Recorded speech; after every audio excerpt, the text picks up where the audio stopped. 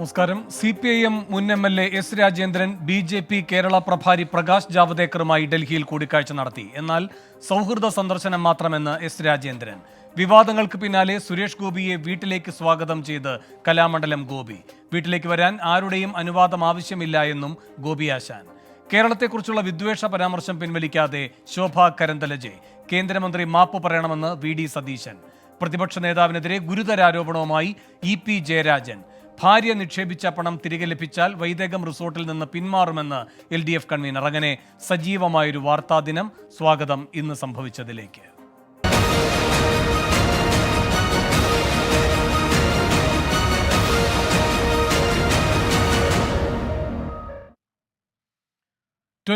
Big breaking. BJP Kerala പ്രഭാരി പ്രകാശ് ജാവദേക്കറുമായി കൂടിക്കാഴ്ച നടത്തി ദേവികുളം മുൻ MLA എസ് രാജേന്ദ്രൻ. ഡൽഹിയിലായിരുന്നു കൂടിക്കാഴ്ച. സൗഹൃദ സന്ദർശനം മാത്രമാണെന്നും BJPയിലേക്ക് പോകാൻ ഉദ്ദേശിക്കുന്നില്ല എന്നും എസ് രാജേന്ദ്രൻ പ്രതികരിച്ചു. CPIMുമായി അഭിപ്രായ വ്യത്യാസം ഇപ്പോഴുമുണ്ടെന്നും അത് തീർത്ത ശേഷം അംഗത്വം പുതുക്കാമെന്നും എസ് രാജേന്ദ്രൻ പറഞ്ഞു. ഞാൻ എന്നാ BJPയിലേക്ക് ചേരാൻ വന്നു എന്നാണ് നിങ്ങളുടെ ധാരണ? പബ്ലിക്കിന് എന്തോരം കാര്യങ്ങളുണ്ട് ഞങ്ങൾ ഇരുന്നപ്പോൾ തുടങ്ങിയിട്ടുള്ളത്. കേരളത്തിൽ ഒരു വാക്കും ഇവിടെ ഒരു വാക്കും പറയുന്ന ആളല്ല ഞാൻ. ആരുടെങ്കിലും എന്തെങ്കിലും കാര്യം ഉണ്ടെങ്കിൽ അത് പിന്നെ പറയാൻ വേണ്ടിയിട്ട് വേറെ നിവൃത്തിയില്ലെങ്കിൽ കണ്ടേ പറ്റൂ. അത് BJP ആണെങ്കിലും കോൺഗ്രസ് ആണെങ്കിലും വേറെ ഏത് പാർട്ടി ഭരണം നടത്തിയാലും അവരെ കാണാൻ ചുമതലക്കാരെ അവരെല്ലാം കേരളത്തിലുള്ള ഇവിടെ ഈ ഡൽഹിയിലെ അവിടുത്തെ ഒരു കാര്യമുണ്ട്, നല്ല പ്രധാനപ്പെട്ട ഒരു വിഷയമാണ് എന്ന് പറഞ്ഞാൽ തീർക്കാൻ അവരെ കൊണ്ടേ അത് പറ്റത്തുള്ളെങ്കിൽ അങ്ങനെ പറ്റുള്ളൂ. ഞങ്ങൾ തമ്മിൽ പാർട്ടിക്കകത്ത് ചില അഭിപ്രായ വ്യത്യാസമുണ്ട്, പറഞ്ഞു തീർക്കട്ടെ, അന്നേരം പുതുപ്പിക്കും, മാത്രമേ ഉള്ളൂ. നിതിൻ അംബുജൻ ഡൽഹിയിൽ നിന്ന് കൂടുതൽ വിവരങ്ങളുമായി ചേരുന്നു. നിതിൻ, എന്തിനാണ് എസ് രാജേന്ദ്രൻ പ്രകാശ് ജാവദേക്കറെ കണ്ടത്?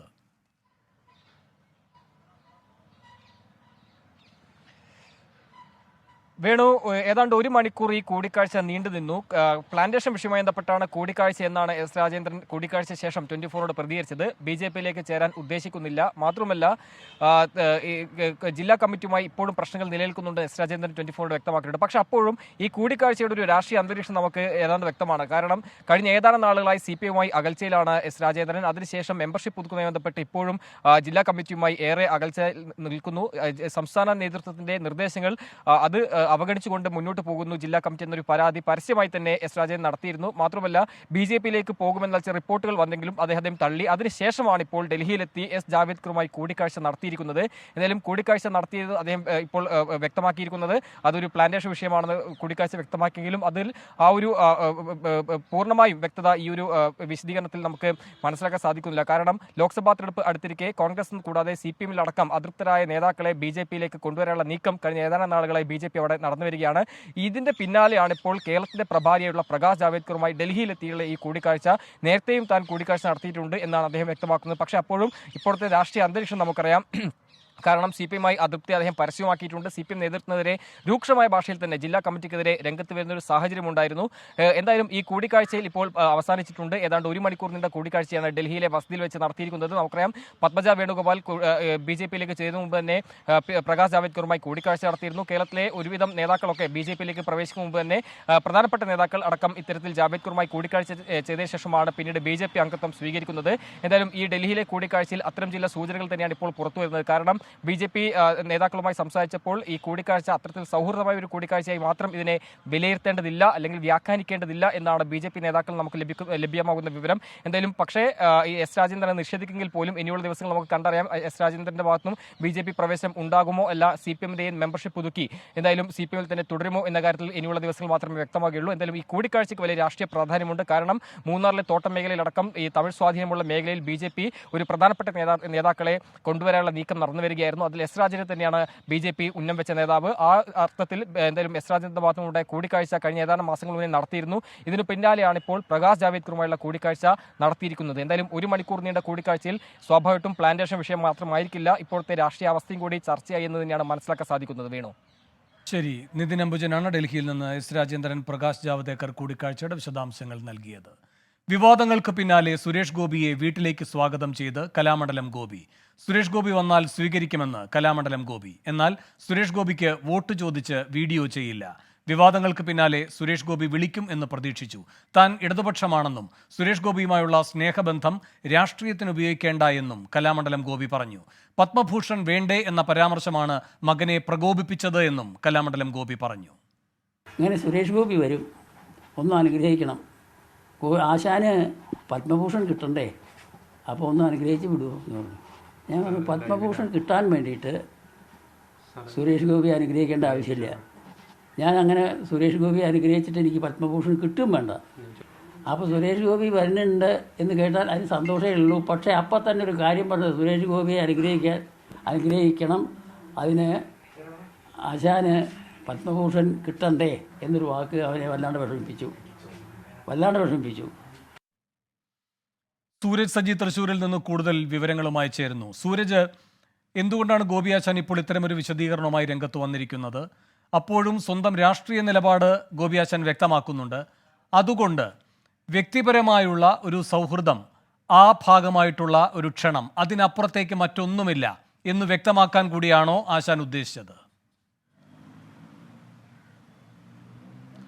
വേണു, എന്തായാലും ഗോപി ആശാൻ വിശദീകരിക്കുന്ന ഇപ്രകാരമാണ്. സുരേഷ് ഗോപിയുമായി വ്യക്തിപരമായി നല്ല സൗഹൃദമുണ്ട്. ആ സൗഹൃദം ഈ വിവാദങ്ങളിൽ പെട്ട് മുന്നോട്ട് പോകരുതെന്നും ആ സൗഹൃദം നിലനിൽക്കണമെന്ന ആഗ്രഹമാണ് തനിക്കുള്ളതും എന്നുള്ളതാണ് കലാമണ്ഡലം ഗോപി ചൂണ്ടിക്കാണിക്കുന്നത്. പ്രധാനമായും ഈ ഫേസ്ബുക്ക് പോസ്റ്റ് മകൻ ഇടാനുള്ളതിന്റെ കാരണവും അദ്ദേഹം ചൂണ്ടിക്കാണിക്കുന്നുണ്ട്. കാരണം ഇവർ കുടുംബവുമായി അടുപ്പമുള്ള ഒരു ഡോക്ടർ പത്മഭൂഷൺ വേണ്ടേ എന്ന് ചോദിച്ചിരുന്നു. അത് വലിയ രീതിയിൽ കുടുംബത്തിന് മനോവിഷമം ഉണ്ടാക്കി. ആ മനോവിഷമത്തിൽ നിന്നാണ് ഇത്തരത്തിലൊരു ഫേസ്ബുക്ക് പോസ്റ്റ് ഇടുന്നതിലേക്ക് നയിച്ചത് എന്നുകൂടി അദ്ദേഹം പറയുന്നുണ്ട്. അങ്ങനെ ചോദിക്കേണ്ടിയിരുന്നില്ല എന്ന നിലപാട് തന്നെയാണ് ഇദ്ദേഹം ആവർത്തിക്കുന്നത്. കാരണം ഒരു ഘട്ടത്തിലും ഇത്തരത്തിൽ വേണം എന്ന് താൻ ആവശ്യപ്പെട്ടിട്ടില്ല.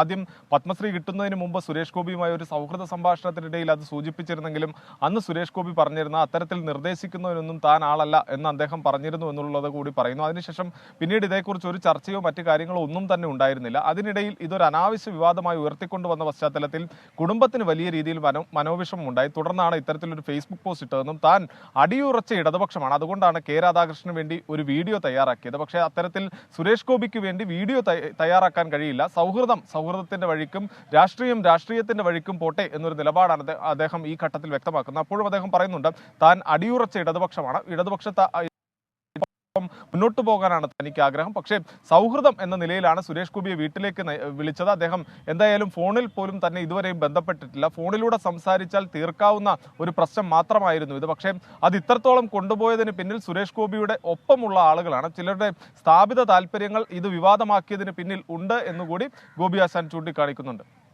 ശരി, സൂരജ് സജിയാണ് തൃശ്ശൂരിൽ നിന്നും വിശദാംശങ്ങളുമായി ചേർന്നത്.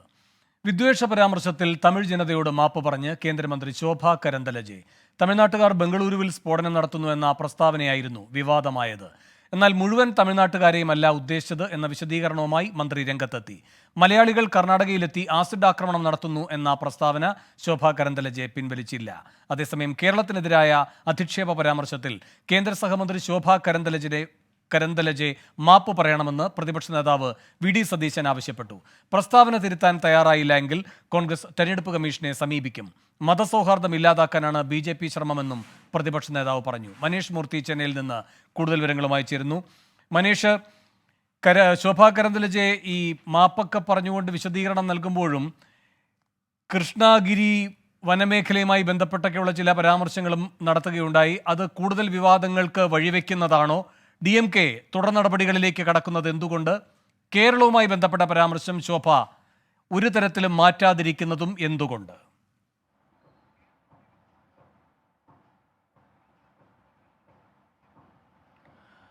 വേണു, ഏറ്റവും പുതിയ വാർത്ത, തമിഴ്നാട് മധുരയിൽ ശോഭ കരന്തലജയ്ക്കെതിരെ ഒരു കേസ് ഇപ്പോൾ രജിസ്റ്റർ ചെയ്തിരിക്കുന്നു എന്നുള്ളതാണ്. അത് അവിടെയുള്ള മധുര സ്വദേശിയായിട്ടുള്ള ത്യാഗരാജൻ എന്ന് പറയുന്ന ആൾ നൽകിയ പരാതിയിലാണ്. അത് മതസ്പർദ്ധ ഉണ്ടാക്കാൻ ശ്രമിക്കുന്ന, രണ്ട് സംസ്ഥാനങ്ങൾ തമ്മിലുള്ള ജനങ്ങൾക്കിടയിൽ സ്പർദ്ധ വളർത്താൻ ശ്രമിക്കുന്ന രീതിയിൽ പ്രസ്താവന നടത്തി എന്നുള്ളതാണ് പരാതി. ആ പരാതിയുടെ അടിസ്ഥാനത്തിൽ 4 വകുപ്പുകൾ ചേർത്തുകൊണ്ട് മധുര പോലീസ് ഇപ്പോൾ FIR ഇട്ടിട്ടുണ്ട്. ആ കേസ് എന്തായാലും ഇവിടെ ഇപ്പോൾ തമിഴ്നാട്ടിൽ രജിസ്റ്റർ ചെയ്തിരിക്കുന്നു എന്നുള്ളതാണ് മറ്റൊരു കാര്യം. DMK നേരത്തെ തന്നെ തെരഞ്ഞെടുപ്പ് കമ്മീഷൻ ഇതുമായി ബന്ധപ്പെട്ട് സമീപിച്ചിരുന്നു. അതും സമാനമായ രീതിയിൽ തന്നെയാണ് പരാതി. 2 സംസ്ഥാനങ്ങൾക്കിടയിൽ സ്പർദ്ധ വളർത്താൻ ശ്രമിക്കുന്ന രീതിയിലുള്ള പ്രതികരണമാണ് ശോഭ കരന്തലജയുടെ ഭാഗത്തു നിന്നും ഉണ്ടായത്. അതിനെതിരെ നടപടി വേണമെന്നുള്ളതാണ് തെരഞ്ഞെടുപ്പ് കമ്മീഷനിൽ DMK നൽകിയ പരാതിയിൽ പറയുകയും ചെയ്തിട്ടുള്ളത്. എന്നാൽ ഒരു മാപ്പപേക്ഷ കൊണ്ട് തമിഴ്നാട്ടിലെ പ്രതിഷേധങ്ങൾ അടങ്ങുന്നില്ല എന്നുള്ളതാണ് ഏറ്റവും പ്രധാനപ്പെട്ട കാര്യം. കൃഷ്ണഗിരി വനമേഖല, അതായത് ബംഗളൂരു രാമേശ്വരം കഫേ സ്ഫോടന കേസിലെ പ്രതി കൃഷ്ണഗിരി, അതായത് തമിഴ്നാട്ടിലെ കൃഷ്ണഗിരി വനമേഖലയിലാണ് പരിശീലനം നേടിയത് എന്നുള്ളതാണ് ശോഭാ കരന്തലജെ പറഞ്ഞ പ്രധാനപ്പെട്ട ഒരു ആരോപണം. ആ രീതിയിൽ തമിഴ്നാട്ടിൽ പരിശീലനം നടത്തി അതിനുശേഷം ബംഗളൂരുവിൽ വന്ന സ്ഫോടനം നടത്തുന്നവരാണ് തമിഴ്നാട്ടുകാർ എന്നുള്ളതായിരുന്നു ശോഭയുടെ ആരോപണം. അതിനെതിരെ രൂക്ഷമായ പ്രതികരണം മുഖ്യമന്ത്രി എം കെ സ്റ്റാലിൻ്റെ ഭാഗത്തു നിന്ന് ഉൾപ്പെടെ ഉണ്ടായിരുന്നു. എന്തായാലും അതിനാണ് ഇന്നിപ്പോൾ മാപ്പ് പറഞ്ഞിരിക്കുന്നത്. എല്ലാ തമിഴ്നാട്ടുകാരെയും താൻ ഉദ്ദേശിച്ചിട്ടില്ല എന്നാണ് പറഞ്ഞത്. ഏതെങ്കിലും തരത്തിലുള്ള പ്രശ്നങ്ങൾ, മാനസിക പ്രശ്നങ്ങൾ ഉണ്ടായിട്ടുണ്ടെങ്കിൽ അതിനെ മാപ്പ് ചോദിക്കുന്നു എന്നുള്ളത് പറയുകയും ചെയ്യുന്നു. അതിനൊപ്പം തന്നെ ഡി എം കെയും അതുപോലെ തന്നെ മുഖ്യമന്ത്രി എം കെ സ്റ്റാലിനെയും രൂക്ഷമായ രീതിയിൽ വിമർശിക്കുന്നുമുണ്ട്. ആ വിമർശനം ഇങ്ങനെയാണ്: മുഖ്യമന്ത്രിയുടെ മൂക്കിന് താഴെയാണ് ഇത്തരത്തിലുള്ള പരിശീലനങ്ങൾ നടക്കുന്നത്. ഒരു അഡ്ജസ്റ്റ്മെന്റ് രാഷ്ട്രീയമാണ് ഈ ഡി എം കെ നടത്തുന്നത്. അതിന്റെ ഭാഗമാണ് ഇത്തരം തീവ്രവാദ പ്രവർത്തനങ്ങൾ വളരാനുള്ള സാഹചര്യം ഒരുക്കുന്നതെന്നും ശോഭാ കരന്തലജെ പറഞ്ഞു. കേരളത്തിലേക്ക് വന്നാൽ കേരളത്തിലുള്ള ആളുകൾ തമിഴ്നാട്ടിൽ കർണാടകയിലെത്തി ആസിഡ് ആക്രമണങ്ങൾ നടത്തുന്നു എന്നുള്ളതാണ് കേരളത്തിനെതിരായ പരാമർശം. പ്രതിപക്ഷ നേതാവിൻ്റെ ഒരു ആരോപണം അല്ലെങ്കിൽ ഒരു പ്രതികരണം ഒഴിച്ചു നിർത്തിയാൽ മറ്റ് കാര്യമായ അർത്ഥത്തിലുള്ള പ്രതിഷേധങ്ങളൊന്നും തന്നെ കേരളത്തിൽ നിന്നും ഉണ്ടായില്ല. എന്തായാലും കേരളത്തിനോട് മാപ്പപേക്ഷിക്കുകയോ അല്ലെങ്കിൽ കേരള ജനതയോട് മാപ്പപേക്ഷിക്കുകയോ ഒന്നും തന്നെ ശോഭാ കരന്തലജെ ഇതുവരെ ചെയ്തിട്ടില്ല. പക്ഷേ തമിഴ്നാട്ടിൽ നിന്ന് രൂപമായ പ്രതികരണങ്ങൾ പ്രത്യേകിച്ചും സാമൂഹിക മാധ്യമങ്ങളിലൊക്കെ വലിയ തോതിലുണ്ടായി. അതിൻ്റെ അടിസ്ഥാനത്തിൽ കൂടിയാണ് മാപ്പപേക്ഷ ഉണ്ടായത്. പക്ഷേ മാപ്പപേക്ഷയിൽ നിൽക്കുന്നില്ല കാര്യങ്ങൾ. നിയമ നടപടികളിലേക്ക് ഡി എം കെ കടക്കുന്നു. മാത്രമല്ല മധുരയിൽ ഇപ്പോൾ ഒരു പോലീസ് കേസ് കൂടി ശോഭാ കരന്തലജയ്ക്കെതിരെ ഉണ്ടാവുകയും ചെയ്തിട്ടുണ്ട്. ശരി, മനേഷ് മൂർത്തിയാണ് ചെന്നൈയിൽ നിന്ന് വിവരങ്ങളുമായി ചേർന്നത്. പ്രതിപക്ഷ നേതാവ് വി ഡി സതീശന്റേത് ഫ്രോഡ് രാഷ്ട്രീയം എന്ന രൂക്ഷ വിമർശനവുമായി LDF കൺവീനർ EP ജയരാജൻ. അശ്ലീല വീഡിയോ നിർമ്മിച്ച് വൃത്തികെട്ട രാഷ്ട്രീയ പ്രവർത്തനം നടത്തുന്നയാളായി പ്രതിപക്ഷ നേതാവ് മാറി. ഇതല്ല മാന്യത എന്ന് വി ഡി സതീശൻ മനസ്സിലാക്കണമെന്നും ഇങ്ങനെയൊരു പ്രതിപക്ഷ നേതാവ് കേരളത്തിന്റെ ഗതികേടെന്നും EP ജയരാജൻ വിമർശിച്ചു. അശ്ലീല വീഡിയോ നിർമ്മിച്ച് രാഷ്ട്രീയ പ്രവർത്തനം നടത്തുന്ന വൃത്തികെട്ട രാഷ്ട്രീയത്തിൻ്റെ ഉടമയാണ് വി ഡി സതീശൻ. എൻ്റെ ഭാര്യയുടെ തലവെട്ടി സ്വപ്ന സുരേഷിൻ്റെ തല സ്ഥാപിച്ച് ഈ മാധ്യമങ്ങളിലൂടെ പ്രചരിപ്പിച്ചത്. എൻ്റെ ഭാര്യ പോലീസിൽ പരാതി കൊടുത്തു. പോലീസ് അന്വേഷണം നടത്തിക്കൊണ്ടിരിക്കുന്നുണ്ട്. ഇതൊക്കെ ശീലമാക്കി നടക്കുന്ന ഒരാൾക്ക് എങ്ങനെ കോൺഗ്രസ് പാർട്ടി ഇവിടുത്തെ പ്രതിപക്ഷ നേതാവാക്കി? എങ്ങനെ കോൺഗ്രസ് പാർട്ടി ഇത് അംഗീകരിക്കുന്നുണ്ടോ? നമ്മുടെ കേരളത്തിന്റെ കഷ്ടകാലം ഇങ്ങനെ ഒരു പ്രതിപക്ഷ നേതാവ് ഇവിടെ ഉണ്ടായത്. വൈദേഹം കമ്പനിയിൽ ഭാര്യ നിക്ഷേപിച്ച പണം തിരികെ ലഭിച്ചാൽ പിന്മാറുമെന്ന് EP ജയരാജൻ. നിരാമയുമായുള്ള ബന്ധം വൈദേഹം കമ്പനിയോട് ചോദിക്കണം. താൻ ബിസിനസ്സുകാരനല്ല, രാഷ്ട്രീയക്കാരനാണെന്നും EP ജയരാജൻ. അത് നിങ്ങൾ ചോദിക്കേണ്ടത് ആ കമ്പനിയോട് ചോദിക്കുക. എനിക്ക് കമ്പനിയുടെ വക്താവല്ലേ. ഒന്ന് നിരാമയ എന്ന് പറയുന്നവരോട് അവരോട് ചോദിക്കുക. എനിക്ക് തോന്നുന്നു അവർ തന്നെ കാര്യങ്ങൾ വ്യക്തമാക്കിയിട്ടുണ്ടെന്നാണ് എനിക്ക് തോന്നുന്നത്. എനിക്ക് ഏതെങ്കിലും കമ്പനീൻ്റെ കാര്യം പറയേണ്ട ബാധ്യതയില്ല. അത് എനിക്കറിയേണ്ട കാര്യമില്ല. അത് അവരുടെ ബിസിനസ്. നിരാമയ ഉണ്ടെങ്കിൽ നിരാമയയുടെ ബിസിനസ്, വൈദികം ഉണ്ടെങ്കിൽ വൈദികത്തിൻ്റെ ബിസിനസ്. എനിക്കിതിലൊന്നും ഭാഗവാക്കാകേണ്ട ഒരു കാര്യമില്ല. ഒഴിവായി പോകാൻ തന്നെയാണ് എൻ്റെ ഭാര്യ തീരുമാനിച്ചത്. അതിൽ നിന്ന് ഒഴിവായി ഷെയർ കൊടുത്ത് ഞങ്ങൾ കൊടുത്ത കാശ് കിട്ടിയാൽ അതും വാങ്ങി പോകാൻ തന്നെയാണ് ഭാര്യ തീരുമാനിച്ചത്. എനിക്കങ്ങനെ ബിസിനസ് നടത്തേണ്ട കാര്യമില്ല. ഞാൻ ബിസിനസ്സുകാരനുമല്ല, ഞാൻ രാഷ്ട്രീയക്കാരനാണ്. ജനിച്ചത് മുതൽ ഞാൻ രാഷ്ട്രീയത്തിലാണ്. പ്രതിപക്ഷ നേതാവ് വി ഡി സതീശൻ ഇപ്പോൾ മാധ്യമങ്ങളെ കാണുകയാണ്. അതിലേക്ക് ആ ഷെയറുള്ള ആ സ്ഥാപനവും കേന്ദ്രമന്ത്രി രാജീവ് ചന്ദ്രശേഖറിന്റെ നിരാമയ റിസോർട്ടും തമ്മിൽ ബന്ധമുണ്ടാക്കി. അതിലാണ് നിരാമയ വൈദേഹ റിസോർട്ട് എന്നായി അത് മാറിയത്. അപ്പൊ കേരളത്തിലെ സമുന്നതനായ CPM നേതാവും സമുന്നതനായ ഒരു BJP നേതാവും തമ്മിൽ ബിസിനസ് പാർട്ട്ണർഷിപ്പ് ഉണ്ട്. അതുവരെ ആ ബന്ധം വളർന്നു. അങ്ങനെ അനുവദിക്കുന്ന പാർട്ടിയാണോ CPM? CPMന്റെ സംസ്ഥാന കമ്മിറ്റി അറിഞ്ഞില്ലേ? കേന്ദ്ര കമ്മിറ്റി അറിഞ്ഞില്ലേ ഇത്തരം വ്യവസായങ്ങൾ നടത്തുന്നത്, ഇത്തരം ബിസിനസ് നടത്തുന്നത്? അത് എന്തുകൊണ്ടാണ് ഞാനത് പറയാൻ കാര്യം? വെറുതെ ഒരു സുപ്രഭാതത്തിൽ പറഞ്ഞതാണോ? ജയരാജൻ തന്നെ പറഞ്ഞു കേരളത്തിൽ BJP ഒരുപാട് സ്ഥലത്ത് 2ാം സ്ഥാനത്ത് വരും. എന്നിട്ട് നിർത്തിയില്ല അദ്ദേഹം BJPയോടുള്ള സ്നേഹം. ഈ രാജീവ് ചന്ദ്രശേഖർ അടക്കമുള്ള കേരളത്തിലെ 3-4 BJP സ്ഥാനാർത്ഥികൾ മിടുമിടുക്കന്മാരാണെന്ന് അദ്ദേഹം പറഞ്ഞു. അപ്പോഴാണ് ഞങ്ങൾ അന്വേഷിച്ചു പോയത്, എന്താണ് ഇത്രയും BJPക്ക് കേരളത്തിൽ സ്പേസ് ഉണ്ടാക്കുന്നതിന് വേണ്ടി ഇത്രമാത്രം ശ്രമിക്കുന്നത്, CPM നേതാക്കൾ ശ്രമിക്കുന്നത് എന്താണെന്ന് ചോദിച്ചപ്പോഴാണ് വളരെ അടുത്ത ബിസിനസ് ബന്ധം വരെയുണ്ട്. എന്നിട്ട് എന്തായാലും മറുപടി പറഞ്ഞത് അവർ തമ്മിൽ കണ്ടിട്ടില്ലാന്ന്. എനിക്കെതിരെ കേസ് കൊടുക്കുമെന്ന് പറഞ്ഞു. ME ഗോവിന്ദൻ എന്നെ വന്ന് വെല്ലുവിളിച്ചു. EP ജയരാജൻ വന്ന് വെല്ലുവിളിച്ചു. ഞാൻ പറഞ്ഞു കേസ് ധൈര്യം ഉണ്ടെങ്കിൽ കൊടുത്ത് ഞാൻ അവിടെ രേഖകൾക്ക് ഹാജരാക്കാം.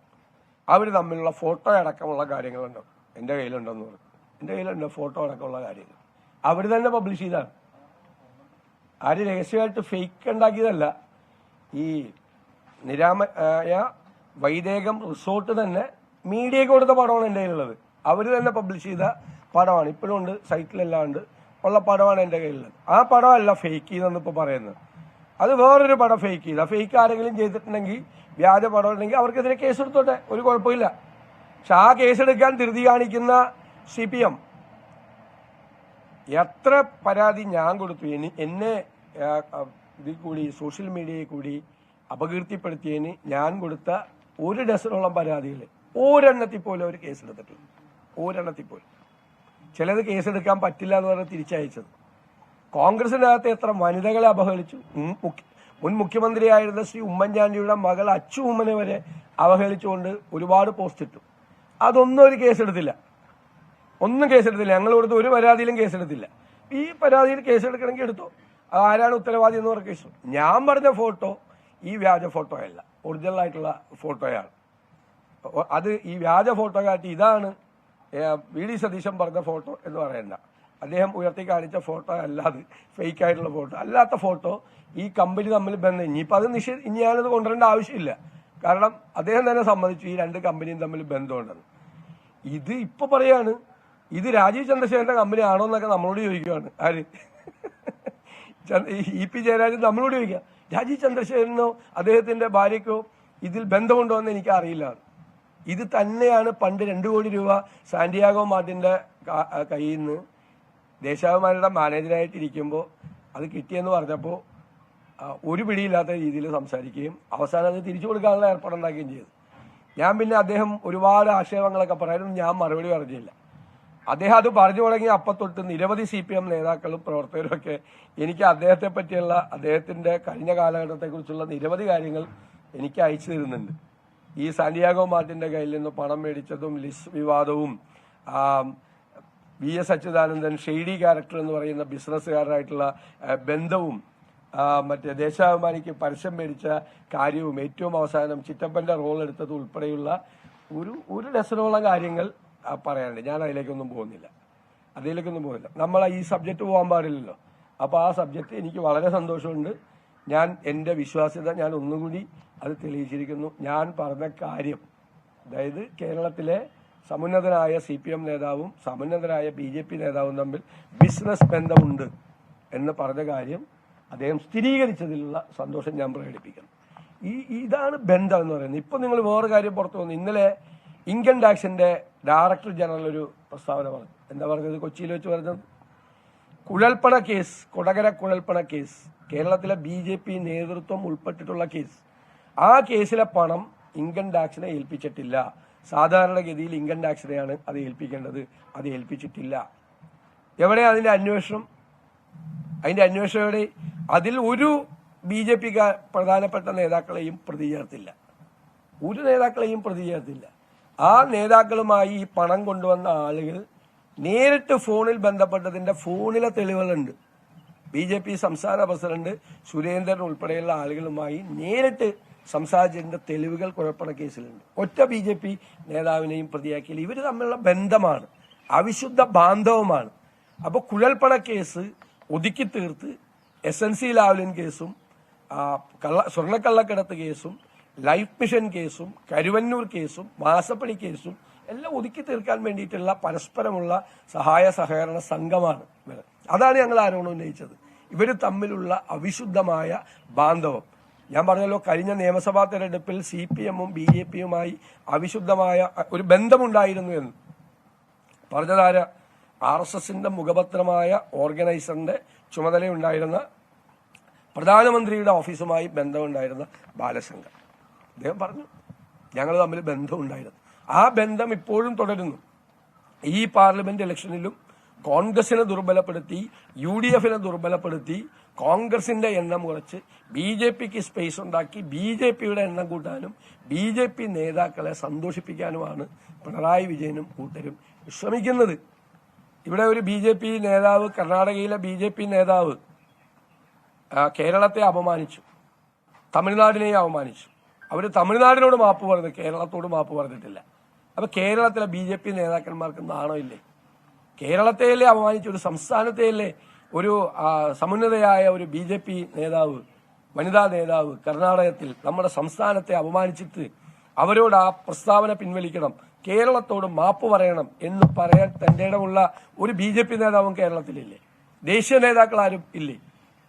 എത്ര അധിക്ഷേപകരമായിട്ടാണ് അവർ സംസാരിച്ചത്. അവരാ പ്രസ്താവന പിൻവലിച്ച് ഈ സംസ്ഥാനത്തോടും ജനങ്ങളോടും മാപ്പ് പറയണം എന്ന് ഞങ്ങൾ ആവശ്യപ്പെടുകയാണ്.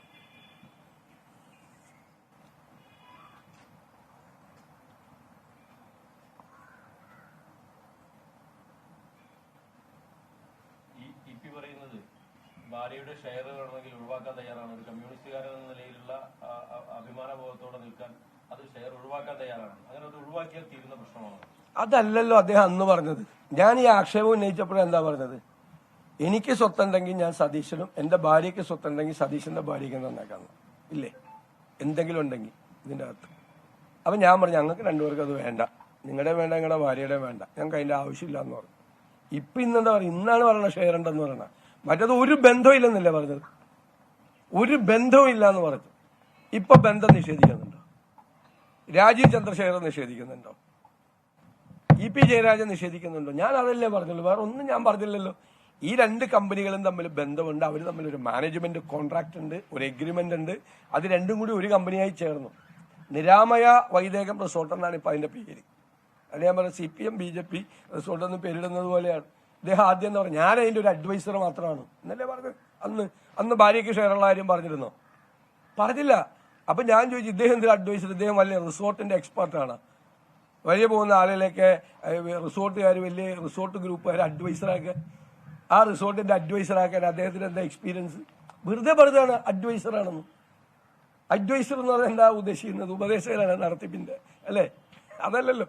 ഇപ്പൊ ഷെയർ ഉണ്ടെന്ന് പറഞ്ഞു, ഇത്രയുള്ള കാര്യം. അദ്ദേഹം സമ്മതിച്ചു. ഇന്ന് രാജീവ് ചന്ദ്രശേഖരൻ ചോദിച്ചിരിക്കുന്നത് ഒരു BJP നേതാവിന്റെ ഭാര്യയും അല്ലെങ്കിൽ CPM നേതാവിന്റെ ഭാര്യയും തമ്മിൽ ബിസിനസ് ഡീൽ ഉണ്ടെങ്കിൽ അതെങ്ങനെയാണ് രാഷ്ട്രീയ ബന്ധമുണ്ടെന്ന് പറയാൻ കഴിയണമെന്നാണ് അവിടെ ചോദ്യം. അല്ല, അത് അദ്ദേഹത്തിന്റെ പാർട്ടിക്കും അദ്ദേഹത്തിനാവാം, സാധാരണ ഗതിയിലാവാം. അദ്ദേഹം ബിസിനസ്സുകാരനാണ്. അദ്ദേഹം BJP-കാരനായി രാഷ്ട്രീയത്തിലേക്ക് വന്ന ആളല്ല. അദ്ദേഹം ബിസിനസ്സുകാരനായി രാജ്യസഭയിലേക്ക് തെരഞ്ഞെടുക്കപ്പെട്ട് പിന്നെ BJP-കാരനായ ആളാണ്. അദ്ദേഹം ബിസിനസ്സുകാരനാണ്, ഞാനത് അംഗീകരിക്കുന്നു. അദ്ദേഹം ബിസിനസ്സുകാരനാണ്. പക്ഷെ ഒരു കാര്യം കൂടി പറയാം, ഈ വൈദേകം റിസോർട്ടിൽ ED റെയ്ഡ് നടത്തി. റെയ്ഡ് നടത്തി. ED റെയ്ഡ് നടത്തിയിട്ടാണ് അത് സെറ്റിൽ ചെയ്യാൻ വേണ്ടിയിട്ടാണ് രാജീവ് ചന്ദ്രശേഖരന്റെ കമ്പനി അത് ടേക്ക് ഓവർ ചെയ്യുന്നത്. ആ കേന്ദ്ര ഏജൻസി റെയ്ഡ് നടത്തിയ ഒരു സ്ഥാപനത്തിൽ കേന്ദ്ര മന്ത്രിയുടെ കമ്പനിക്ക് പിന്നെ പങ്കാളിത്തം ഉണ്ടാവുക എന്ന് പറയുന്നതിന് രാജീവ് ചന്ദ്രശേഖർ എന്തുത്തരം പറയുന്നു? അല്ലാതെ നിങ്ങൾ തമ്മിലോ നിങ്ങളുടെ കുടുംബാംഗങ്ങൾ തമ്മിലോ ബിസിനസ് നടത്തണമല്ല നമ്മളെ പ്രശ്നം. അപ്പൊ CPM ഇതിന് മറുപടി പറയണം രാജീവ് ചന്ദ്രശേഖരന്റെ ഈ ചോദ്യത്തിന്. ഒരു CPM കേന്ദ്ര കമ്മിറ്റി അംഗത്തിന്റെ കുടുംബവും രാജീവ് ചന്ദ്രശേഖറുമായിട്ട് ഒരു ബിസിനസ് ഡീൽ ഉണ്ടാക്കിയതിൽ തെറ്റ് ഇല്ല, എന്ത് തെറ്റാണുള്ളതെന്ന രാജീവ് ചന്ദ്രശേഖരന്റെ ചോദ്യത്തിന് CPM ആണ് മറുപടി പറയേണ്ടത്. കേരളത്തിലെ CPM ഒരു തെറ്റില്ല എന്ന് കേരളത്തിലെ CPM പറയട്ടെ. അപ്പൊ നിങ്ങൾ രാജീവ് ചന്ദ്രശേഖരന്റെ മറുപടി ഇതാണ്, കേന്ദ്ര ഏജൻസിയായ ED അന്വേഷണം നടത്തി പെട്ടിരിക്കുന്ന ഒരു സ്ഥാപനത്തെയാണ്. അപ്പൊ നിങ്ങൾ ഭയപ്പെടുത്തിയിട്ടാണ് ആ കമ്പനി ടേക്ക് ഓവർ ചെയ്ത്? ആണോ? ആ കമ്പനിയിലേക്ക് നിങ്ങൾ മാനേജ്മെന്റ് കോൺട്രാക്ട് ഉണ്ടാക്കിയത്? അപ്പൊ നിങ്ങൾ ED എന്തിനൊക്കെയാണ് ഉപയോഗിക്കുന്നത്? അതാണ് അദ്ദേഹത്തിനുള്ള മറുപടി.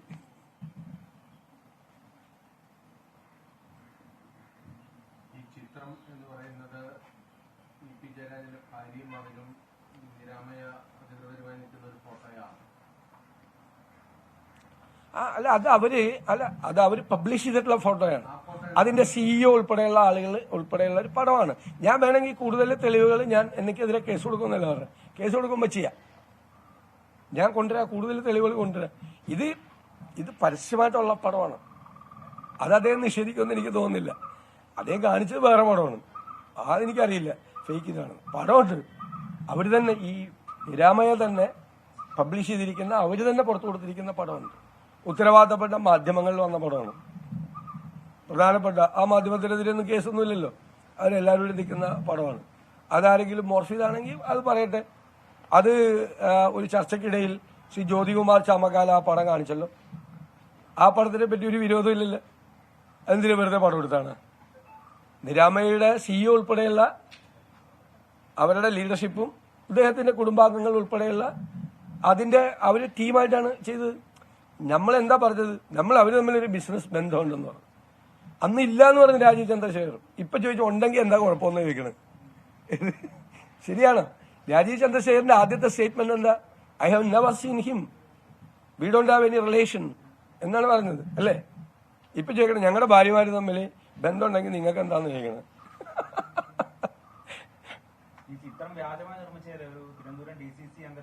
അല്ല, ആരെങ്കിലും അങ്ങനെ ചെയ്തിട്ടുണ്ടെങ്കിൽ അവർക്കെതിരായിട്ട് നിയമപരമായ നടപടികൾ സ്വീകരിച്ചോട്ടെ. ഏതെങ്കിലും ചിത്രം, ഈ ചിത്രം വ്യാജമല്ല, വേറെ ഏതെങ്കിലും ചിത്രം. ഇത് കേരളത്തിൽ ഞാൻ ചോദിക്കട്ടെ, ഈ ഗവൺമെന്റിനോട് ചോദിക്കുകയാണ്, കേരളം മുഴുവൻ ആദരിക്കുകയും ബഹുമാനിക്കുകയും ചെയ്യുന്ന അയ്യങ്കാളിയുടെ മുഖവും നായയുടെ ഉടലുമായിട്ട് സോഷ്യൽ മീഡിയയിൽ എത്രയോ ചിത്രങ്ങൾ വന്നു. ഈ സർക്കാർ കണ്ടുപിടിച്ചോ? ആളെ കണ്ടുപിടിച്ചോ? ഞാൻ നിയമസഭയിൽ സബ്മിഷൻ കൊണ്ടുവന്നാണ്. ആളെ കണ്ടുപിടിച്ചോ ഈ സർക്കാർ? കേരളത്തിലെ ഏറ്റവും വലിയ നവോത്ഥാന നായകരുടെ മുൻനിരയിൽ നിൽക്കുന്ന ആളാണ് ശ്രീമതി അയ്യങ്കാളി. അദ്ദേഹത്തെ ഹീനമായി, അതിക്രൂരമായി സമൂഹ മാധ്യമങ്ങളിൽ അധിക്ഷേപിച്ചവർ ഇപ്പോഴും നടക്കുകയാണ് ഇത് തന്നെ ചെയ്തുകൊണ്ട്. അവർക്കെതിരെ ചെറുവിരലടക്കാൻ ധൈര്യമില്ല ഈ സർക്കാരിന്. ഞാൻ സബ്മിഷൻ കൊണ്ടുവന്നിട്ട് മുഖ്യമന്ത്രി ഇപ്പൊ ചെയ്ത് കളയുന്നവർ ഒന്നും ചെയ്തില്ല, നിയമസഭയ്ക്കകത്ത് ഒന്നും ചെയ്തില്ല. അപ്പൊ ഇത് പിടിച്ചെങ്കിൽ നല്ല കാര്യം, ഇതെങ്കിലും പിടിച്ചല്ല.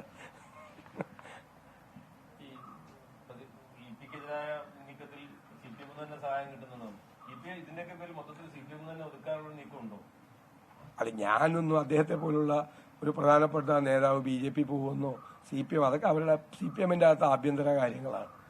പിന്നെ അദ്ദേഹം എന്തൊക്കെ നുണയാണ് പറയുന്നത്?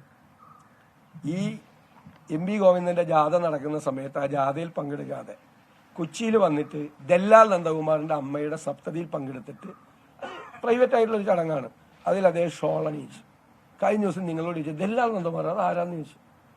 ആ പടം ഞാൻ കാണിച്ചു തരാം, മോർഫിയാത്ത പടം. അത് ഏതാന്ന് ചോദിച്ചു, ദല്ലാൽ നന്ദകുമാർ. അവിടെ ആ പരിപാടി പങ്കെടുക്കാതെ നമ്മുടെ വൈറ്റിലപ്പുറത്ത് അവിടെ വന്നിട്ട് ആ പരിപാടിയിൽ പങ്കെടുത്ത് അവിടെ പോയി അമ്മയെ ഷോൾ അണിയിച്ച് അമ്മയെന്നൊക്കെ പറഞ്ഞ് കെട്ടിപ്പിടിച്ച് പോകുന്ന ആള് ഇപ്പൊ ഏത് ദല്ലാൽ നന്ദകുമാറെന്ന് ചോദിച്ചു. മനസ്സിലായേ? അപ്പൊ ഒന്ന് എന്നെ കുറിച്ചൊക്കെ വളരെ മോശമായ പദപ്രയോഗം നടത്തുന്ന ജയരാജൻ ഒന്ന് കണ്ണാടി പോയി നോക്കിയാൽ മതി. അപ്പൊ ഇതൊക്കെ ഇങ്ങനെ തെളിഞ്ഞു വരും. ഞാൻ അദ്ദേഹത്തിന്റെ ടാർഗറ്റ് ഒന്നല്ല. ഞാൻ പറയുന്നത് ഇപ്പോഴും അതേ ഒരു പാവമാണ് പിണറായി വിജയൻ, കേരളത്തിലെ മുഖ്യമന്ത്രി. BJPക്കാരെ സന്തോഷിപ്പിക്കാൻ വേണ്ടി ഈ പാവത്തിനെ കൊണ്ട് ഇതൊക്കെ പറയിപ്പിക്കാന്നാണ് എന്റെ വിശ്വാസം ഇപ്പോഴും. അല്ല, അറിയാതിരിക്കാൻ പറ്റില്ല. കാരണം പാർട്ടിയിൽ ഉയർന്നു വന്ന ആരോപണമല്ലേ. പിന്നെ കേരളത്തിലെ മുഖ്യമന്ത്രി ആഭ്യന്തര വകുപ്പിന്റെ ചുമതല കൂടി വഹിക്കുന്ന ആളല്ലേ. അദ്ദേഹത്തിന് ഇന്റലിജൻസും സ്പെഷ്യൽ ബ്രാഞ്ചും എന്തൊക്കെ സംവിധാനവും എവിടെ നിന്നൊക്കെ വിവരം കിട്ടുന്ന ആളാണ്. ഈച്ച പറഞ്ഞാൽ അറിയേണ്ട ആളല്ലേ കേരളത്തിൽ. അപ്പോൾ പിണറായി വിജയൻ ഒന്നും അറിഞ്ഞില്ല എന്ന് പറഞ്ഞാൽ വിശ്വസിക്കാൻ അല്പ പ്രയാസം ഉണ്ടാവും.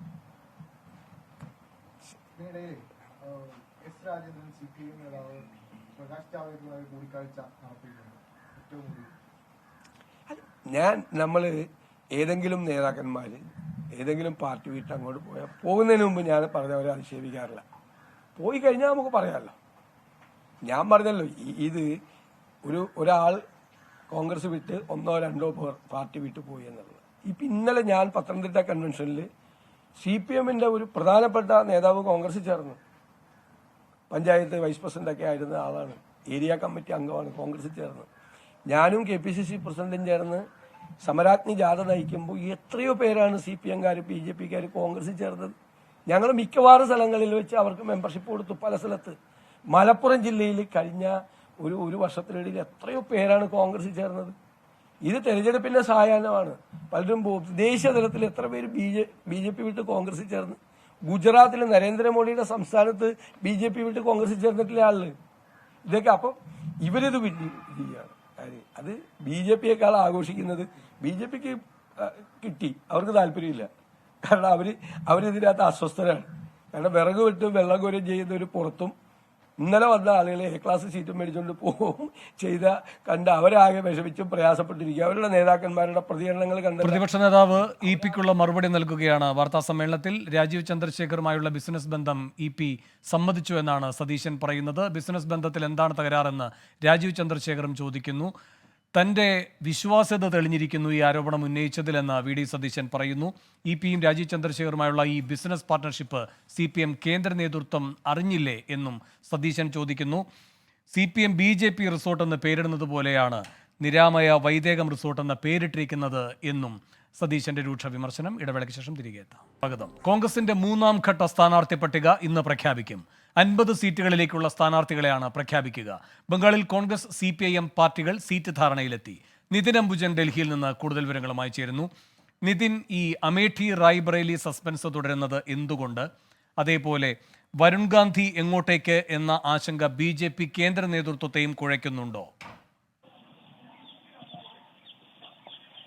വേണു, ഇന്നിപ്പോൾ മധ്യപ്രദേശ് ഉൾപ്പെടെയുള്ള സംസ്ഥാനങ്ങളിലെ തെരഞ്ഞെടുപ്പ് സമിതി യോഗമാണ് നടക്കാനിരിക്കുന്നത്. അതേസമയം തന്നെ ഇന്ന് തെരഞ്ഞെടുപ്പ് സമിതി യോഗം നടന്നിരുന്നു. അതിന്റെ ഭാഗമായി തന്നെ ഇന്നിപ്പോൾ ബംഗാൾ ഉൾപ്പെടെയുള്ള സംസ്ഥാനങ്ങളിലെ സ്ഥാനാർത്ഥി പട്ടിക ഇന്ന് കോൺഗ്രസ് പുറത്തിറക്കുമെന്നാണ് മനസ്സിലാക്കാൻ സാധിക്കുന്നത്. ഏതാണ്ട് 50 സീറ്റുകളിലേക്കുള്ള സ്ഥാനാർത്ഥികളെയാകും പ്രഖ്യാപിക്കുക. അതോടൊപ്പം തന്നെ ഇപ്പോഴും സസ്പെൻസ് നിലനിൽക്കുന്നത് ഉത്തർപ്രദേശിലെയാണ്. ഉത്തർപ്രദേശിൽ അമേഠിയിലും റായ്ബറയിലും സീറ്റിൽ രാഹുൽ ഗാന്ധിയുടെ പേരായിരുന്നു നേരത്തെ. അമേഠിയിൽ രാഹുൽ ഗാന്ധിയുടെ പേരും റായ്ബറയിൽ പ്രിയങ്ക ഗാന്ധിയുടെ പേരുമാണ് ഉയർന്നു കേട്ടത്. പക്ഷേ ഇപ്പോഴും അതുമായി ബന്ധപ്പെട്ട് ഒരു പ്രഖ്യാപനം നടത്താൻ കോൺഗ്രസ് നേതൃത്വം ഇപ്പോഴും തയ്യാറായിട്ടില്ല. അതിലൊരു അനിശ്ചിതത്വം ഇപ്പോഴും തുടരുന്നുണ്ട്. ഒരു പക്ഷേ വരും ദിവസങ്ങളിൽ വൈകാതെ തന്നെ ആ പ്രഖ്യാപനം ഉണ്ടാകുമെന്ന് പ്രതീക്ഷിക്കുന്നുണ്ട്. എന്തായാലും ഉത്തർപ്രദേശിലെ തെരഞ്ഞെടുപ്പ് സമിതി യോഗം ഇതുവരെ ആരംഭിച്ചിട്ടില്ല.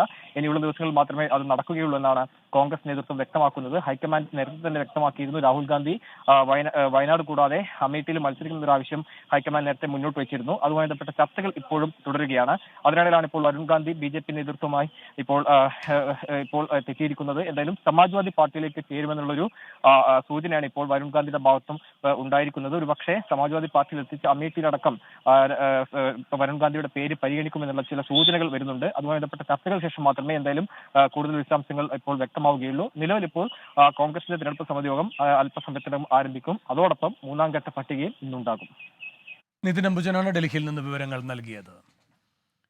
കോട്ടയത്തെ LDF സ്ഥാനാർത്ഥി തോമസ് ചാഴികാടനോടൊപ്പം വേദി പങ്കിട്ട താലൂക്ക് യൂണിയൻ പ്രസിഡന്റിനെതിരെ വീണ്ടും നടപടിയുമായി NSS. Meenachil taluk union president CP ചന്ദ്രൻ നായരെ ഡയറക്ടർ ബോർഡ് മെമ്പർ സ്ഥാനത്ത് നിന്നും പുറത്താക്കി. ഇന്നലെ പ്രസിഡന്റ് സ്ഥാനത്ത് നിന്ന് നീക്കിയിരുന്നു.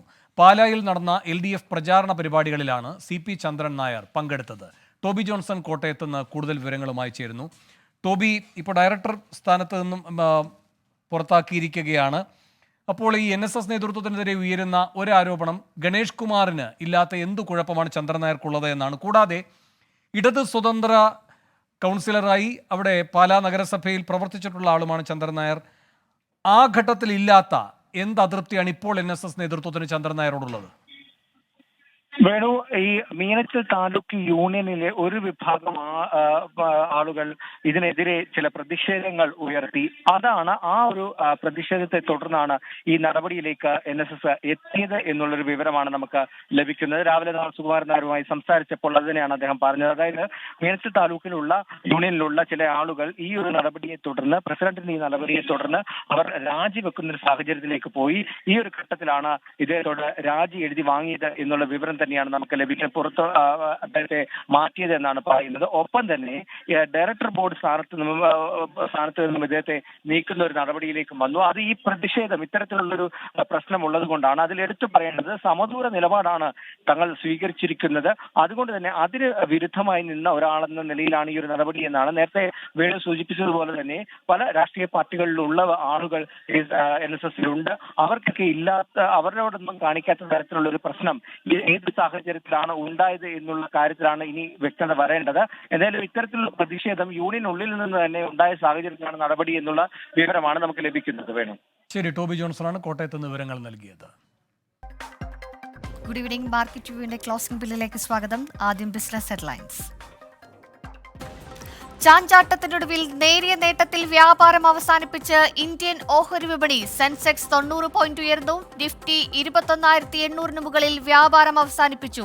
നേട്ടത്തിന് പിന്തുണ നൽകി ഓട്ടോ, എനർജി ഓഹരികൾ. തെരഞ്ഞെടുപ്പിന് ശേഷം ഇന്ത്യൻ ഓഹരി വിപണിയിലേക്ക് വിദേശ നിക്ഷേപകർ കൂടുതലെത്തുമെന്ന JP മോർഗൻ റിപ്പോർട്ട്. ഇന്ത്യയിലേക്കുള്ള നിക്ഷേപകരുടെ താൽപര്യത്തിൽ വർധന. അടുത്ത 3 വർഷത്തിനുള്ളിൽ നിക്ഷേപം $100 ബില്യൺ ഉയരുമെന്നും റിപ്പോർട്ടുകൾ. വിവാദ ഡ്രസ് കോഡ് പിൻവലിച്ച് ഫുഡ് ഡെലിവറി പ്ലാറ്റ്ഫോം സൊമാറ്റോ. പിൻവലിച്ചത് വെജിറ്റേറിയൻ ഭക്ഷണം വിതരണം ചെയ്യുന്ന ജീവനക്കാർക്ക് പച്ച നിറത്തിലുള്ള ഡ്രസ് കോഡ് നൽകാനുള്ള തീരുമാനം. ഉപഭോക്താക്കളുടെ അഭിപ്രായം മാനിക്കുന്നുവെന്നും തങ്ങളുടെ എല്ലാ വിതരണക്കാരും ചുവപ്പ് നിറം തന്നെ തുടരുമെന്നും സൊമാറ്റോ സിഇഒ ദീപീന്ദർ ഗോയൽ. ഭാരതി എയർടെലിന്റെ ഉടമസ്ഥതയിലുള്ള ഭാരതി ഹെക്സാകോമിന്റെ പ്രാരംഭ പബ്ലിക് ഓഫർ അടുത്ത മാസം ആദ്യവാരം ആരംഭിക്കും. 28,000 കോടി രൂപയിലധികം മൂല്യനിർണ്ണയം തേടിയേക്കും. IPO വഴി ഭാരതി ഹെക്സാകോമിന്റെ 10 കോടി ഓഹരികൾ TCIL വിൽക്കുമെന്നും റിപ്പോർട്ട്. ഇന്ത്യയുടെ ധാതു ഉൽപാദനത്തിൽ വർധന. ഉൽപാദനം 5.9% വർദ്ധിച്ചു. ലോകത്തിലെ രണ്ടാമത്തെ വലിയ കൽക്കരി ഉപഭോക്താവായി തുടർന്ന് ഇന്ത്യ ഈ മാസം ഉൽപ്പാദിപ്പിച്ചത് 25.2 ദശലക്ഷം ടൺ ഇരുമ്പയിരും 99.8 ദശലക്ഷം ടൺ കൽക്കരിയും.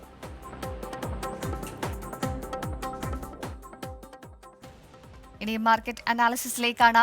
US ഫെഡ് മീറ്റിംഗിന് മുന്നോടിയായി നിക്ഷേപകർ ഒരു ജാഗ്രത പാലിക്കുന്നതിനാൽ വിപണി ഇന്ന് വലിയ രീതിയിലുള്ള ഒരു ചാഞ്ചാട്ടത്തിനാണ് സാക്ഷ്യം വഹിച്ചത്. ചാഞ്ചാട്ടങ്ങൾക്കൊടുവിൽ നേട്ടത്തിലാണ് ഓഹരി വിപണി നിലവിൽ വ്യാപാരം അവസാനിപ്പിച്ചിരിക്കുന്നത്. ഓട്ടോ, ഓയിൽ ആൻഡ് ഗ്യാസ് ഓഹരികളാണ് ഇന്നത്തെ ഈ ഒരു നേട്ടത്തിന് നേതൃത്വം നൽകിയിരിക്കുന്നത്.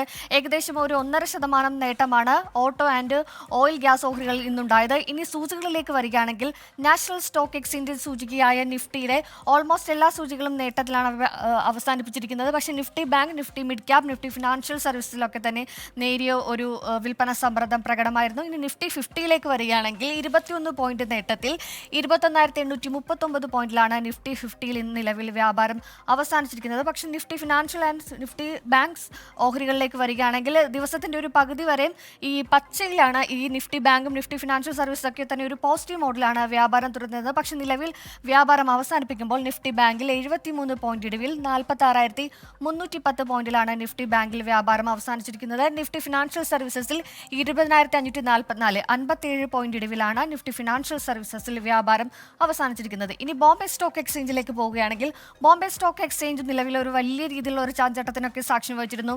160, 200 അങ്ങനെയുള്ള ചാഞ്ചാട്ടങ്ങൾക്ക് ഒടുവിൽ നിലവിലൊരു 89 പോയിന്റ് നേട്ടത്തിൽ 72,101 പോയിന്റിലാണ് സെൻസെക്സിലും വ്യാപാരം നിലവിൽ അവസാനിച്ചിരിക്കുന്നത്. ഏതായാലും വിപണിയൊക്കെ തന്നെ ഉറ്റുനോക്കുന്ന ഒരു ഫെഡറൽ റിസർവ് മീറ്റിംഗിന് എന്തൊക്കെയായിരിക്കും തീരുമാനങ്ങൾ എന്നൊക്കെ തന്നെയായിരിക്കും. അതൊക്കെ തന്നെ ഒരു പക്ഷേ വിപണിയെ വലിയ രീതിയിൽ സ്വാധീനിക്കുകയും ചെയ്തേക്കും. ഇനി മാർക്കറ്റ് വ്യൂവിൽ ഒരു അതിഥിയാണ് DBFSന്റെ എക്സിക്യൂട്ടീവ് ഡയറക്ടറായിട്ടുള്ള പോൾ തോമസ് ആണ്. Good evening Shri Paul Thomas. Market നിലവിലൊരു നേരിയ ഒരു നേട്ടത്തിൽ അവസാനിച്ചിരിക്കുകയായിരിക്കും. എന്തൊക്കെ ഘടകങ്ങളായിരിക്കും അടുത്ത ദിവസം വിപണിയെ കൂടുതൽ സ്വാധീനിക്കുക? ഗുഡ് ഈവനിങ് സൂര്യ. ഇന്ന് മാർക്കറ്റ് നമ്മൾ ഉച്ചയ്ക്ക് പറഞ്ഞ പോലെ തന്നെ ഒരു റേഞ്ച് ബൗണ്ട് മൂവ്മെൻറ്റിൽ തന്നെയാണ് നിന്നിരുന്നത്. അവസാനം ചെറിയൊരു നേട്ടത്തിൽ തന്നെ ക്ലോസ് ചെയ്തു എന്നുള്ളത് ഒരു പോസിറ്റീവാണ്. എന്നാൽ ഇന്ന് പ്രത്യേകിച്ച് ഒരു ഡയറക്ഷനൊന്നും മാർക്കറ്റ് എടുത്തിരുന്നില്ല. ഒരു 200 പോയിന്റിനുള്ളിലുള്ള ഒരു മൂവ്മെൻ്റ് ആയിരുന്നു ഇന്ന് നിഫ്റ്റിയിൽ ഉണ്ടായിരുന്നത്.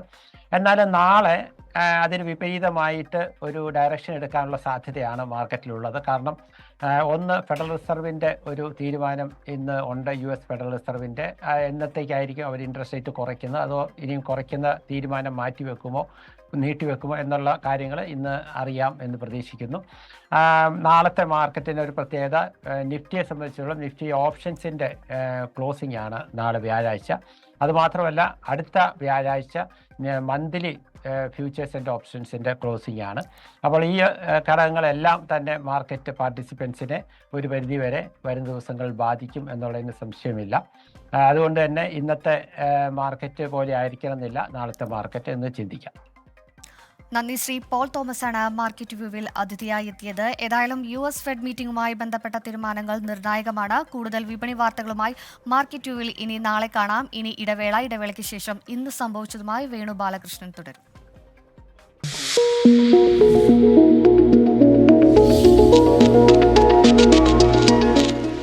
ഇന്ന് സംഭവിച്ചതിലേക്ക് വീണ്ടും സ്വാഗതം. തിരുവനന്തപുരത്ത് കോൺഗ്രസിൽ നിന്ന് ഒരു നേതാവ് കൂടി BJPയിലേക്ക്. തിരുവനന്തപുരം നഗരസഭ മുൻ പ്രതിപക്ഷ നേതാവ് മഹേശ്വരൻ നായരാണ് BJPയിൽ ചേർന്നത്. K കരുണാകരന്റെ വിശ്വസ്തനായിരുന്നു. സലിം മാലിക് തിരുവനന്തപുരത്ത് നിന്ന് ചേരുന്നു. കൂടുതൽ വിവരങ്ങളുമായി സലിം മാലിക്, എന്താണ് വിശദാംശങ്ങൾ?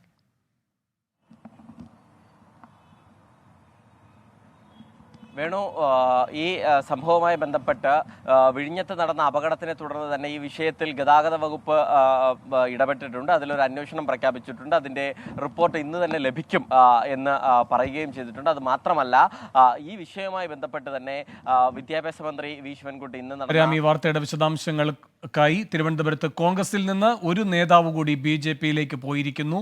തിരുവനന്തപുരം നഗരസഭ മുൻ പ്രതിപക്ഷ നേതാവ് മഹേശ്വരൻ നായരാണ് BJPയിൽ ചേർന്നത്. കെ കരുണാകരന്റെ വിശ്വസ്തനായിരുന്നു മഹേശ്വരൻ നായർ.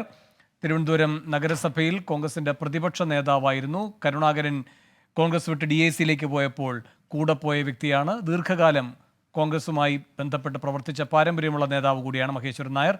സലിം മാലിക് ഈ വാർത്തയുടെ വിശദാംശങ്ങളുമായി തിരുവനന്തപുരത്ത് നിന്ന് ചേരുന്നു. സലിം, എന്ത് കാരണങ്ങളാണിപ്പോൾ ഈ ചേരിമാറ്റത്തിന് മഹേശ്വരൻ നായരെ പ്രേരിപ്പിച്ചത്? വേണു, ഏറെ നാളുകളായി കോൺഗ്രസുമായി അകൽച്ചയിലായിരുന്നു മഹേശ്വരൻ നായർ. 3-4 വർഷമായി തന്നെ അകൽച്ചയിലാണെന്ന് പറയുന്നെങ്കിലും കഴിഞ്ഞ ഏറെ നാൾ മുൻപ് വരെ പാർട്ടി പരിപാടികളിലൊക്കെ സജീവമായിരുന്നു. പക്ഷേ കുറച്ചധികം മാസങ്ങളായി കോൺഗ്രസിന്റെ പാർട്ടി പരിപാടികളിൽ ഉൾപ്പെടെ മഹേശ്വരൻ നായർ പങ്കെടുത്തിരുന്നില്ല എന്നുള്ളതാണ് പ്രധാനപ്പെട്ട കാര്യം. പല കാര്യങ്ങൾ അതുമായി ബന്ധപ്പെട്ടുണ്ടായിരുന്നു. സ്ഥാനമാനങ്ങളെ ചൊല്ലിയുള്ള പ്രശ്നങ്ങളും ഒക്കെ ഉണ്ടായിരുന്നു. KPCC എക്സിക്യൂട്ടീവ് അംഗമായിരുന്നു മഹേശ്വരൻ നായർ. പക്ഷേ അതിനിടയിലും മഹേശ്വരൻ നായർ ഈ നേതൃത്വവുമായി കൂടിയാലോചന നടത്തുകയും ഒക്കെ ചെയ്തിരുന്നു എന്നാണ് മനസ്സിലാക്കുന്നത്. അതിനൊടുവിലാണ് ഇപ്പോൾ മഹേശ്വരൻ നായർ BJPയിലേക്ക് പോകുന്നത്. മാത്രമല്ല, പത്മജ വേണുഗോപാലിന് പിന്നാലെ തന്നെ ഈ കോൺഗ്രസ് വിട്ട് BJPയിലേക്ക് എത്തുന്ന പ്രധാനപ്പെട്ട ലീഡറുടെ തന്നെ ഒരു അനുയായി എന്ന നിലയിൽ കൂടി ഈ വാർത്ത കോൺഗ്രസിനെ സംബന്ധിച്ചിടത്തോളം വലിയ ക്ഷീണമുണ്ടാക്കുന്നുണ്ട് എന്നുള്ളതാണ് പ്രധാനപ്പെട്ട കാര്യം. മാത്രമല്ല, തിരുവനന്തപുരത്ത് നിന്ന് തന്നെ നിരവധി നേതാക്കൾ, തമ്പാനൂർ സതീഷ് ഉൾപ്പെടെയുള്ള DCC അംഗം പത്മിനി തോമസ് ഉൾപ്പെടെയുള്ളവരും കഴിഞ്ഞ ദിവസങ്ങളിൽ കോൺഗ്രസിൽ നിന്ന് BJPയിലേക്ക് പോയിരുന്നു. ഇതോടുകൂടി തന്നെ തലസ്ഥാനത്തെ കോൺഗ്രസിൽ തന്നെ വലിയ പ്രശ്നങ്ങൾ ഉടലെടുത്തിരിക്കുന്ന ഒരു സാഹചര്യമുണ്ട്. അതിന് തൊട്ടു പിന്നാലെയാണ് തെരഞ്ഞെടുപ്പ് കാലത്ത് ഇന്ന് ഇപ്പോൾ മഹേശ്വരൻ നായർ കൂടി BJPയിലേക്ക് എത്തിയിരിക്കുന്നത്. മുൻപ് നഗരസഭയിലെ പ്രതിപക്ഷ നേതാവാണ് മഹേശ്വരൻ നായർ. മാത്രമല്ല, പ്രതിപക്ഷ നേതാവായിരുന്നു മഹേശ്വരൻ നായർ. മാത്രമല്ല, വ്യക്തിപരമായ കാരണങ്ങൾ കൊണ്ടാണ് പോകുന്നത്. പാർട്ടിയുമായി മറ്റ് എതിർപ്പുകളൊന്നുമില്ല എന്നാണ് മഹേശ്വരൻ നായർ ഈ വിഷയത്തിൽ വ്യക്തമാക്കുന്നത്. ഒപ്പം തന്നെ BJPയിലേക്ക് ചേർന്ന് പ്രവർത്തിക്കാനുള്ള പ്രധാനപ്പെട്ട കാരണം തിരുവനന്തപുരം നഗരസഭയെ ഹൈടെക് നഗരസഭയാക്കി മാറ്റേണ്ടതിന്റെ ആവശ്യമുണ്ട്. അതിന് പ്രവർത്തനങ്ങളൊന്നും മുന്നോട്ട് പോയിട്ടില്ല. അതിന് BJPക്കും രാജീവ് ചന്ദ്രശേഖരനും മാത്രമേ കഴിയൂ എന്നും അദ്ദേഹം വ്യക്തമാക്കുന്നു. ഒപ്പം തന്നെ ഈ BJPയിലേക്ക് ചേർന്ന് പ്രവർത്തിക്കുന്നത് കൊണ്ട് രാജ്യത്തിനുൾപ്പെടെയുള്ള കാര്യങ്ങളിലെ താല്പര്യം കൂടി കണക്കിലെടുത്താണ് അദ്ദേഹം BJPയിലേക്ക് താൻ പ്രവർത്തിക്കാൻ ഒരുങ്ങുന്നത്. ഒരു സ്ഥാനമാനങ്ങളും തനിക്ക് വാഗ്ദാനം ചെയ്തിട്ടുമില്ല. സ്ഥാനമാനങ്ങൾ മോഹിച്ചല്ല BJPയിലേക്ക് എത്തുന്നതെന്നും മഹേശ്വരൻ നായർ പറയുകയും ചെയ്തു. വേണു. ശരി, സലിം മാലിക്കാണ് തിരുവനന്തപുരത്ത് നിന്ന് വിവരങ്ങൾ നൽകിയത്. കൊച്ചി കളമശ്ശേരിയിൽ നടു റോഡിൽ വെച്ച് ഭർത്താവ് കുത്തിപ്പരിക്കേൽപ്പിച്ച യുവതി അപകടനില തരണം ചെയ്തു. ഗുരുതര പരിക്കേറ്റ കളമശ്ശേരി സ്വദേശി നീനു ടാർസന്റെ ശസ്ത്രക്രിയ പൂർത്തിയായതായി ആശുപത്രി അധികൃതർ അറിയിച്ചു. ഇന്ന് രാവിലെയാണ് നീനുവിനെ ഭർത്താവ് അഷൽ ആക്രമിച്ചത്. വിഷ്ണു സുരേഷ് കൂടുതൽ വിവരങ്ങളുമായി ചേരുന്നു കൊച്ചിയിൽ നിന്ന്. വിഷ്ണു, ഈ യുവതിയുടെ ആരോഗ്യനിലയെപ്പറ്റി കിട്ടുന്ന പുതിയ വിവരങ്ങൾ എന്തൊക്കെയാണ്? പോലീസ് ഈ സംഭവത്തിൽ എന്തൊക്കെ തുടർ നടപടികൾ എടുത്തിരിക്കുന്നു? വേണു, ആശ്വാസകരമായ വാർത്തകളാണ് പുറത്തു വരുന്നത്. നീനുവിനെ ആദ്യം കിൻഡർ ആശുപത്രിയിലും അവിടെ നിന്ന് വിദഗ്ധ ചികിത്സക്കായി അമൃതയിലേക്ക് മാറ്റിയിരുന്നു. നിലവിൽ ശസ്ത്രക്രിയ പൂർത്തിയാക്കിയിട്ടുണ്ട്. നീനു അപകടനില തരണം ചെയ്തു എന്നാണ് ആശുപത്രിയിൽ നിന്ന് ലഭിക്കുന്ന വിവരം. 3 ദിവസം നിരീക്ഷണം ഉണ്ടാകും. അതിനുശേഷമായിരിക്കും ശബ്ദം ഉൾപ്പെടെയുള്ള കാര്യങ്ങളിലെ ഒരു വ്യക്തതയിലേക്ക് എത്തുകയുള്ളൂ. പോലീസ് ഇതുമായി ബന്ധപ്പെട്ട് പ്രതിയുടെ അറസ്റ്റ് നേരത്തെ രേഖപ്പെടുത്തിയിരുന്നു. ഇനി ഇയാളെ കോടതിയിൽ ഹാജരാക്കാനുള്ള നടപടിയിലേക്ക് കടക്കുകയാണ്. കുടുംബ പ്രശ്നത്തെ തുടർന്നാണ് ഇന്ന് രാവിലെ കളമശ്ശേരി AKG റോഡിൽ വെച്ച് നീനുവിനെ ഭർത്താവായ അഷൽ കയ്യിൽ കരുതിയിരുന്ന കത്തി ഉപയോഗിച്ച് വെട്ടി പരിക്കേൽപ്പിച്ചത്. കൊലപ്പെടുത്താനായിരുന്നു ശ്രമം. പക്ഷേ നാട്ടുകാർ ഉൾപ്പെടെ കൃത്യമായി ഇടപെട്ടതുകൊണ്ട് നീനുവിനെ കൃത്യസമയത്ത് ആശുപത്രിയിൽ എത്തിക്കാനായി. പിന്നാലെ ഈ പ്രതി പോലീസ് സ്റ്റേഷനിൽ നേരിട്ടെത്തി കീഴടങ്ങുകയായിരുന്നു. ഇയാളെ ഉടൻ റിമാൻഡ് ചെയ്യാനുള്ള നടപടിയിലേക്ക് പോലീസ് കടക്കുകയാണ്. ശരി, വിഷ്ണു സുരേഷാണ് കൊച്ചിയിൽ നിന്ന് വിവരങ്ങൾ നൽകിയത്. ഈ റിപ്പോർട്ടോടെ ഇന്ന് സംഭവിച്ചത് പൂർണ്ണമാകുന്നു. ഇനി ഇപ്പോൾ കിട്ടിയതുമായി ഡോക്ടർ ഉന്മേഷ് ശിവരാമൻ.